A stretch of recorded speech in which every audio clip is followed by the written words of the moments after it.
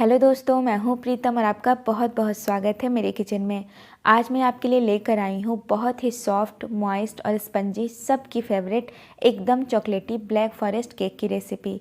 इस super delicious cake को आज मैं बिना दही, बिना बटर, बिना अंडा और बिना ओवन के कढ़ाई में बनाना बताऊंगी, वो भी कुछ ऐसे सिंपल इंग्रेडिएंट के साथ जो आपको बहुत ही आसानी से घर में मिल जाएंगे। और इस वीडियो को देखने के बाद आप बिल्कुल बेकरी जैसा केक किसी भी स्पेशल ओकेजन पर घर में बनाकर एंजॉय कर सकेंगे। तो वीडियो में अंत तक बने रहें। और अगर वीडियो आपको थोड़ा भी हेल्पफुल लगे या मेरी मेहनत आपको अच्छी लगे तो प्लीज़ प्लीज़ प्लीज़ वीडियो को लाइक, शेयर और चैनल को सब्सक्राइब करना ना भूलें। तो चलिए देखते हैं कि इसे कैसे बनाना है। तो इसे बनाने के लिए हम सबसे पहले बोल में 3/4 कप हल्का गर्म दूध लेंगे। दूध बस इतना ही गर्म होना चाहिए कि हम इसे आसानी से छू पाएँ। अब इसमें 1 टेबलस्पून विनेगर मतलब कि सिरका ऐड करेंगे। आप चाहें तो विनेगर की जगह पर 1 टेबलस्पून ही नींबू का रस भी इस्तेमाल कर सकते हैं। अब इसे अच्छी तरह से मिक्स करेंगे और मिक्स करने के बाद 5 मिनट के लिए रेस्ट पर रखेंगे, जिससे कि दूध कर्डल फॉर्म में आ जाएगा। अब यहाँ मोल्ड भी तैयार कर लेंगे। तो यहाँ मैंने 6 इंच का केक टिन लिया है। आप चाहें तो इसी तरह का किसी भी बोल या लंच बॉक्स हो, उसमें भी आप केक का बेस तैयार कर सकते हैं। अब इसे पहले हल्का सा ऑयल से अच्छी तरह से ग्रीस कर लेंगे। इस तरह से बढ़िया से ऑयल को चारों तरफ लगाने के बाद इसमें 1 चम्मच मैदा डालेंगे और इस तरह से स्प्रेड कर लेंगे।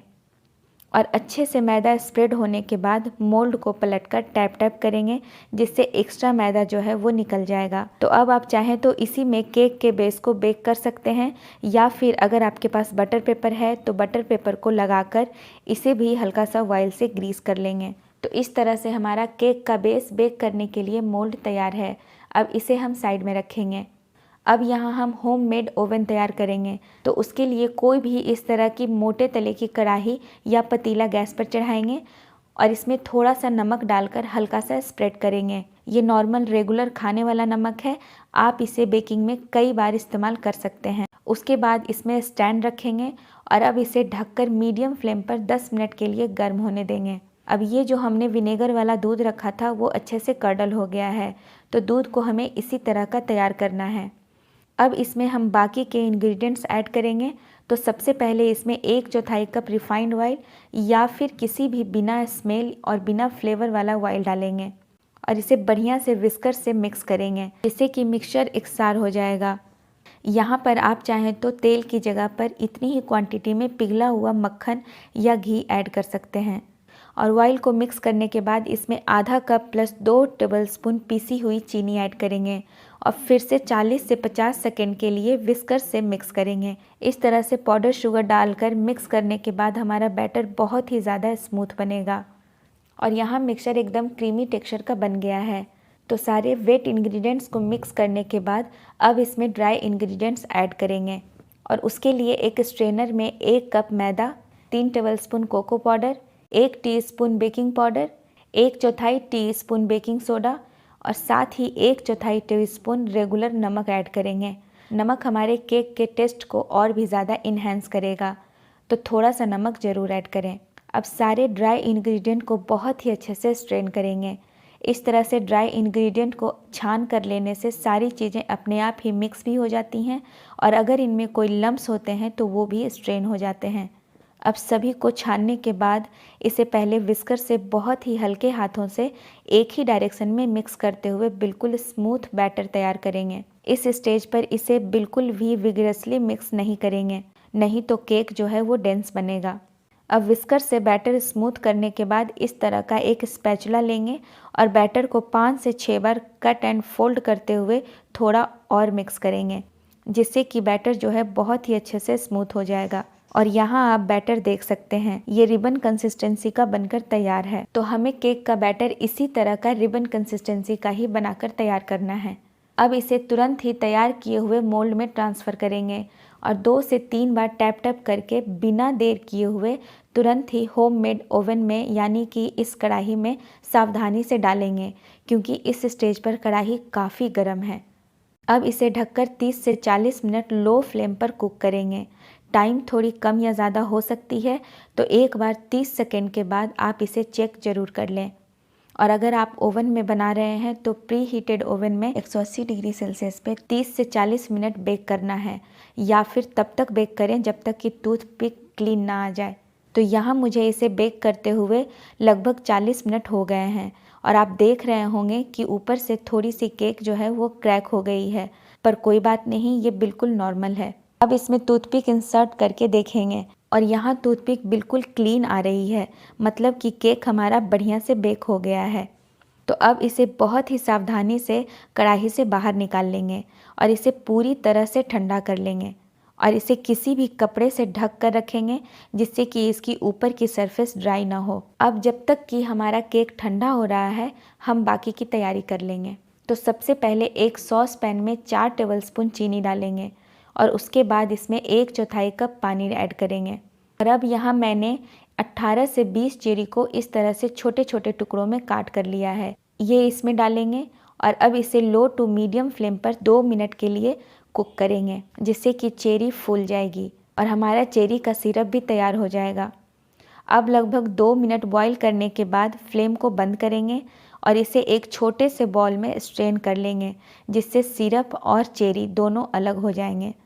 और यहाँ हमारा मीठी मीठी चेरी और एक टेस्टी चेरी शुगर सिरप तैयार है। अब इन दोनों को बहुत ही बढ़िया से ठंडा कर लेंगे क्योंकि ठंडा करके ही आगे हम इसे केक में इस्तेमाल करेंगे। अब फ्रॉस्टिंग के लिए 100 ग्राम डार्क कंपाउंड चॉकलेट लेंगे और पीलर की मदद से इसे इस तरह से लंबा लंबा पील करेंगे और एक प्लेट में रखते जाएंगे। अब थोड़े लंबे लंबे शेविंग्स पील करने के बाद पीलर से ही थोड़े छोटे छोटे शेविंग्स भी बना लेंगे। इस तरह से पील करने से हमें 2 तरह के डिज़ाइंस के शेविंग्स मिल जाएंगे। पीलर से शेविंग्स बनाने के बाद बाकी के कंपाउंड को मैंने ग्रेट कर लिया है, तो इन सब को हम फ्रीज़ में रखेंगे ताकि ये सॉफ्ट ना हो जाए। अब एक बोल में बिल्कुल चिल्ड व्हिपिंग क्रीम लेंगे और यहाँ मैंने ये नॉन डेयरी व्हिपिंग क्रीम लिया है। अब पहले इसे स्पैचुला से ये जमा हुआ है उसे तोड़ लेंगे और अब इलेक्ट्रिक बीटर से व्हिप करेंगे। इसे हम तब तक व्हिप करेंगे जब तक कि इसमें स्टिफ पिक्स ना आ जाए। अब क्रीम को व्हिप करने के लिए आप चाहें तो मेरी तरह इस तरह से इलेक्ट्रिक बीटर का भी इस्तेमाल कर सकते हैं या फिर हैंड विस्कर से भी क्रीम को व्हिप कर सकते हैं।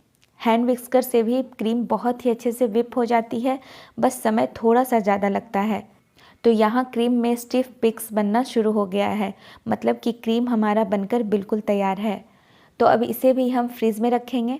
ध्यान रहे कि क्रीम जब तक हम यूज़ नहीं करेंगे तब तक हम फ्रीज़ में ही रखेंगे, नहीं तो बाहर क्रीम मेल्ट होने लगेगी। अब सारी तैयारी हो गई है, तो अब चलते हैं हम केक की तरफ। और यहाँ ये पूरी तरह से ठंडा हो गया है। अब पहले चाकू से इसके किनारों को स्क्रैप करेंगे। इस स्टेज पर ध्यान रखना है कि केक पूरी तरह से ठंडा होना चाहिए, नहीं तो केक डिमोल्ड करते समय टूट भी सकता है।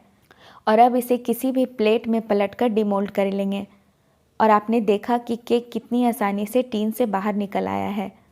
अब इसका बटर पेपर हटाएंगे और आप देख सकते हैं कि हमारा केक का बेस कितना बढ़िया एकदम जालीदार और स्पंजी बना है। और ये वाली चॉकलेट स्पंज बेस को आप किसी भी आइसिंग के साथ सर्व कर सकते हैं, आपको ये बेहद पसंद आएगा।